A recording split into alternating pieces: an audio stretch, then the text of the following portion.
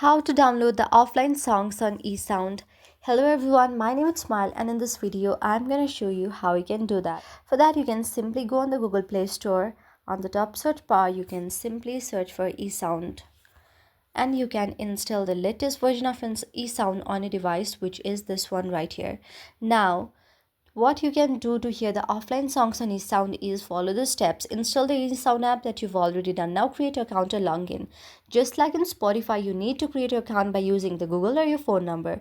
Now find the song or playlist that you want to play. Download the song by going on the three vertical dots right there and then tap on the download option. Now after downloading the song, you can access the downloaded songs even after you are offline.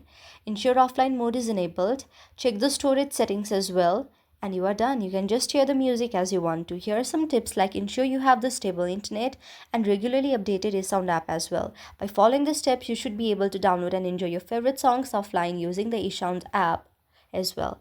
So I hope this video helped you. If you like the video, then please do hit the thumbs up and subscribe button and also comment in the comment section below. Thank you for watching.